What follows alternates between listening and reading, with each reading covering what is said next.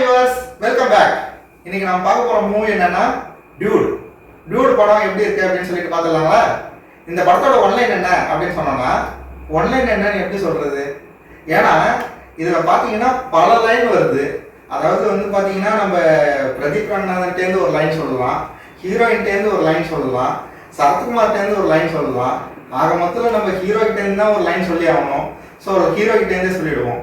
அதாவது பார்த்தீங்கன்னா ஒரு மனுஷனை வந்து தனக்கு ரொம்ப அன்புக்குரியவங்க மேலே தான் வச்சிருக்கிற பாசத்தால் எந்த அளவுக்கு அவன் தியாகம் பண்ணுறான், அந்த தியாகத்தினால அவனுக்கு என்ன கிடைக்குது, ஃபைனலாக அது என்ன ஆகுது அப்படிங்கிறது தான் வந்து ஒரு ஷார்ட் அண்ட் ஸ்வீட்டான ஒன் லைன்.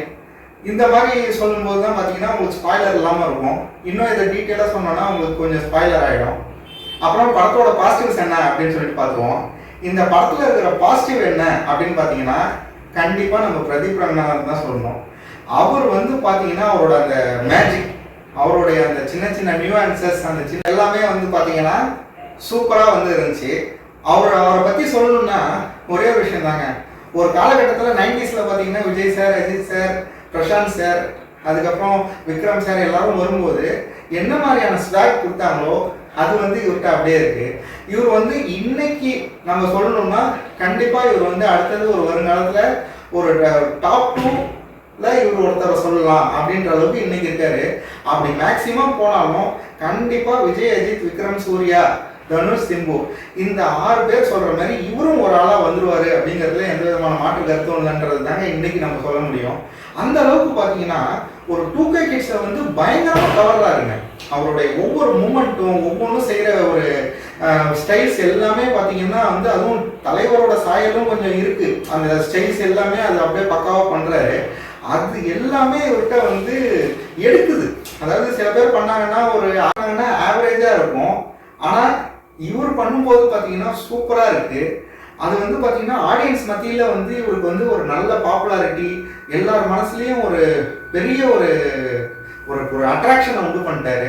யங்ஸ்டர்ஸ் எல்லார் மனசையும் பிடிச்சிட்டாருங்க ஒரே வார்த்தையில் சொல்லணும்னா. அதனால இவர் வந்து ஒரு சுமாரான ஸ்கிரிப்ட் நடிச்சாலும் பிரதீப் ரங்கநாதனுக்கே போவாங்கன்ற மாதிரி ஆயிடுச்சு. அடுத்தது நெகட்டிவ்ஸ் என்ன இந்த படத்தில் அப்படின்னு சொல்லி பார்த்துருவாங்களா? ஃபர்ஸ்ட் ஹாஃப்ல பார்த்தீங்கன்னா பக்காவாக கொண்டுட்டு போயிட்டு இருந்த டைரக்டர் செகண்ட் ஹாஃப்னு வரும்போது எல்லா படத்துக்குமே இந்த மாதிரியான ஒரு ஜாலியான கதை வரக்கூடிய ஒரு படத்தில் செகண்ட் ஹாஃப்ல ஒரு பாயிண்ட்ல நமக்கு வந்து அந்த எமோஷனை வந்து கிரியேட் பண்ணணும். ஆனால் அந்த எமோஷன் பார்த்தீங்கன்னா நமக்கு கன்வின்சிங்காக இல்லை அப்படிங்கிறது தான் இந்த படத்தில் பெரிய மைனஸ் ஆயிடுச்சு.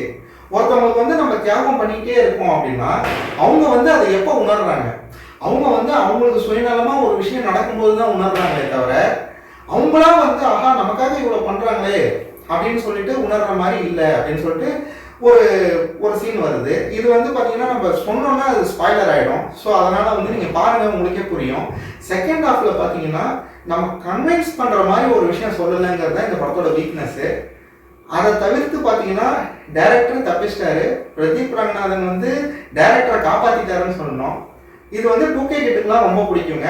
90s கிட்டுக்கு ஒரு ஓகே ரகமான படமாக இருக்கும். எல்லாருக்குமே ஒரு ஜென்ரல் ஆடியன்ஸ்க்கு பிரதீப் ரங்கநாதனை கொண்டாடக்கூடியவங்க எல்லாரும் பார்த்து ரசிக்கிற மாதிரியான படமாக இருக்குது. ஸோ இந்த படத்துக்கு நம்மளோட ரேட்டிங் என்ன அப்படின்னு பார்த்தீங்கன்னா கண்டிப்பாக 10க்கு 6.9 கொடுக்கலாங்க. ஸோ வியூவர்ஸ் யாரெல்லாம் டியூட் படம் பார்த்தீங்களோ, ஃபர்ஸ்ட் ஹாஃப் செகண்ட் ஹாஃப் பிரதீப்பை பற்றி உங்களுக்கு என்ன ஒப்பீனியன் தோணுதோ கமெண்ட் பாக்ஸில் கமெண்ட் பண்ணுங்கள். நெக்ஸ்ட் ஒரு நல்ல படத்தோட ரிவ்யூவில் பார்ப்போம். பாய்.